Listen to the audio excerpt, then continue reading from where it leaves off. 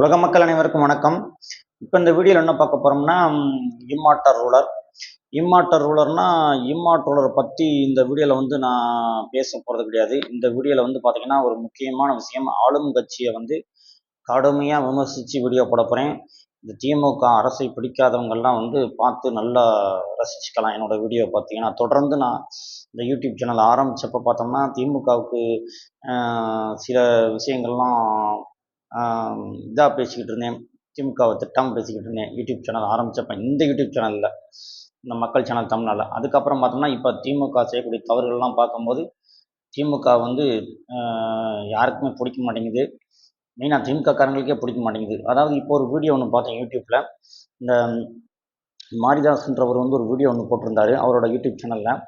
நான் அவரோட சேனல்லாம் அதிகமாக பார்க்க மாட்டேன். ஆனால் இன்றைக்கி சரி திடீர்னு போய் பார்த்தேன். அதில் என்னென்னு பார்த்தோம்னா, இப்போ பார்த்தோம்னா இந்த மகாவிஷ்ணு ஏன் கைது பண்ணாங்க, ஏன்னா சின்ன தவறுக்கு எதற்காக ஏர்போர்ட்டில் வச்சு 200 போலீஸை வச்சு கைது பண்ணணும். அவரை கொண்டு போய் அந்த சனிக்கிழமை விநாயகர் சதுர்த்தி அன்னைக்கு குறிப்பாக கைது செஞ்சு ஒரு ஆன்மீக சொற்பொழிவாளரை கொண்டு போய் ஏன் சிறையில் அடைக்கணும். நேற்று விநாயகர் சதுர்த்தி, சனி ஞாயிறு, அப்போ அவங்க ஜாமீன் கூட வாங்க முடியாது. அந்த மாதிரி கோர்ட்டில் 2 நாள் லீவு, அந்த டயத்தில் வேணும்னே அரெஸ்ட் பண்ணி கொண்டு போய் ஜெயிலில் வைக்கக்கூடிய அளவுக்கு அவர் அவ்வளோ பெரிய தவறு என்ன செய்து விட்டார்.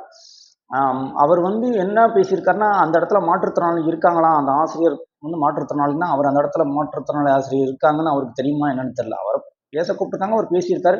அவரும் சொல்லிட்டார் போலீஸ் ஸ்டேஷனில் போய் விளக்கமா, நான் எந்த உள்நோக்கத்தோடையும் பேசவில்லை அப்படின்ட்டார் விசாரணையில். ஏன்னா அவர் எந்த உள்நோக்கத்தோடையும் பேசலை. அவர் அந்த வேத புத்தகங்களில் சித்தர்கள் அப்புறம் இந்த திருமூலர்லாம் ஒரு இதில் சொல்லியிருக்காரு, ஒரு பாடல் அப்படின்றாங்க. அந்த மாதிரி விஷயங்களை தான் அவர் பேசியிருக்காரு, ஆன்மீக கருத்துக்களை தான் சொல்லியிருப்பார். அதில் சில பிழைகள் இருந்தால் அதை அவருக்கு ஒரு வார்னிங் கொடுத்து அவரை மன்னித்து விட்டுடலாம்.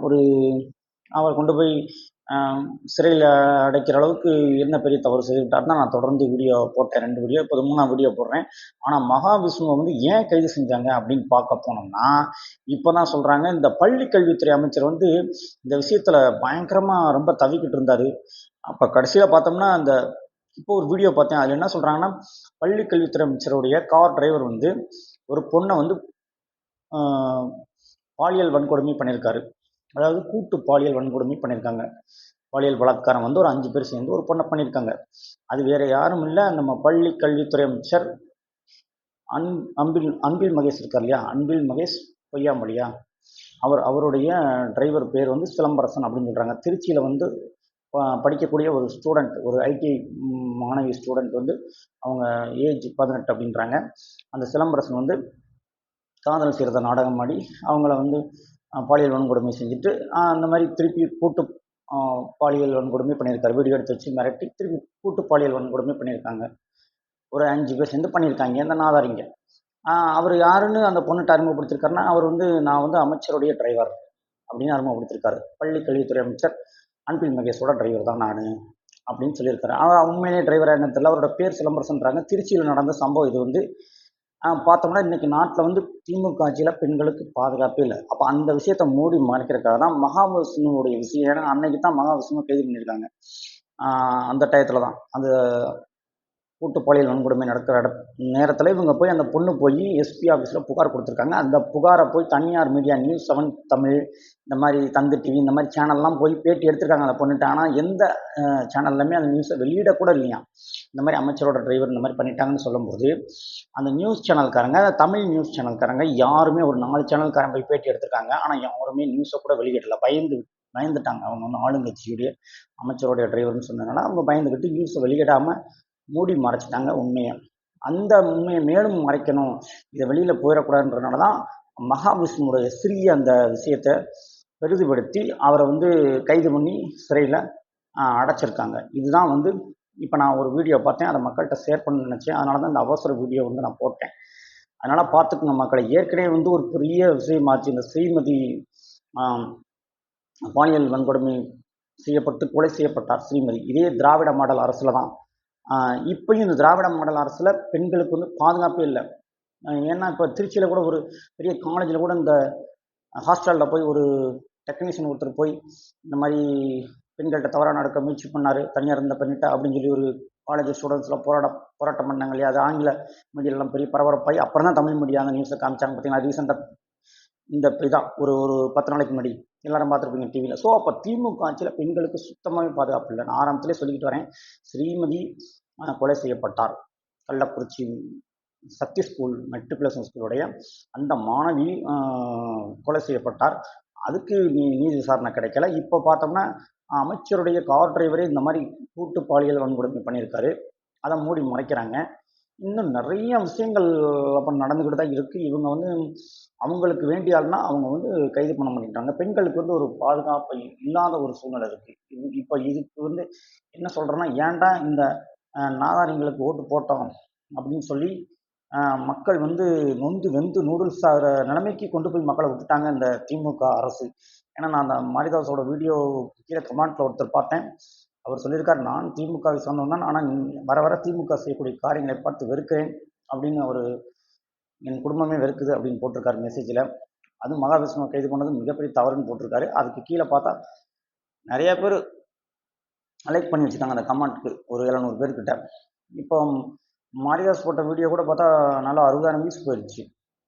பார்த்தோம்னா இந்த மாதிரி இவங்க வந்து இப்போ இதே இது உத்தரப்பிரதேசத்தில் நடந்துச்சுன்னா அங்கே பாஜக ஆட்சி இருக்குது, அதனால் பெண்களுக்கு பாதுகாப்பு இல்லை, இப்படி பண்ணுறாங்க அப்படி இப்படின்னு இவங்க தவுவாங்க. ஆனால் இதே இது தமிழ்நாட்டில் ஒரு நடந்த திருச்சியில் 5 பேர் சேர்ந்து ஒரு பெண்ணுடைய பாலியல் வன்கொடுமை பண்ணியிருக்கீங்க, 5 பேர் சேர்ந்து பாலியல் கூட்டு பலாத்காரம் பண்ணியிருக்காங்க. அதில் பார்த்தா கூட்டு பாலியல் பலாத்காரம் பண்ணியிருக்காங்க 5 பேர் சேர்ந்து, 18 வயசு மாணவியை. அதை பார்த்தா அமைச்சரோட டிரைவர்னு சொன்னதுனால அந்த பொண்ணுடைய கேஸை வாங்கிட்டு அந்த எஸ்பி ஆஃபீஸில் வந்து எந்த விதமான நடவடிக்கையும் எடுக்கவில்லை. நேற்று கூட நான் வீடியோவில் சொல்லியிருந்தேன், காவல்துறை வந்து அதாவது ஒரு சாமானியன் போய் புகார் கொடுத்தா புகாரை வந்து வாங்க மாட்டேன்றாங்க. பெரிய பெரிய ஆட்கள் மேலே போய் சாமானியன் போய் புகார் கொடுக்கும்போது புகாரை வந்து வாங்க மாட்டேன்றாங்க. இப்போ இதுக்கெல்லாம் என்ன ஒரு முடிவு கட்டணும்னா, நான் 2022 வந்து இதுக்கு முன்னாடி ஒரு யூடியூப் சேனல் வச்சுருந்தேன், நாகராஜ சோழன் தமிழ் சேனல். நான் அப்பயே சொல்லியிருந்தேன், இமாட் ரூலர் வரப்போகிறாரு, இந்த மாதிரி விஷயங்களுக்கெல்லாம் ஆப்படிப்பார் அப்படின்னு சொல்லியிருந்தேன். ஆனால் நான் சொல்லி கிட்டத்தட்ட 2 வருஷமே முடிய போகுது. இது வரைக்கும் இமாட் ரூலர்னு யாரும் வரவில்லை. பார்த்தோம்னா அதனால சொல்கிறது, மக்கள் வந்து இந்த மாதிரி ஆட்சியெல்லாம் தூக்கி எறியணும். இந்த திராவிட மாடல் அரசு வந்து பார்த்தோம்னா ரொம்ப அராஜகம் பண்ணுறாங்க. ஒரு ரொம்ப அராஜகம் பண்ணிக்கிட்டு இருக்காங்க இவங்க ஆட்சியில். வந்து பெண்களுக்கு ஒரு பாதுகாப்பு இல்லாத நிலைமை தான் இந்த ஆட்சியில் போயிட்டுருக்கு, திமுக ஆட்சியில். இன்னும் சொல்லிக்கிட்டே போகலாம். இவங்க இன்னும் இந்த ஆட்சி முடியுங்குள்ள என்னென்ன நடக்க போகுது இல்லை. அதாவது சட்ட ஒழுங்கு சரியில்லை, பெண்களுக்கு பாதுகாப்பு இல்லை, போதை கலாச்சாரம் பெருகிருச்சு. பள்ளிக்கூடத்து மாணவர்கள், காலேஜ் மாணவர்கள்லாம் போதைப் பொருள் பயன்படுத்திக்கிட்டு இருக்காங்க.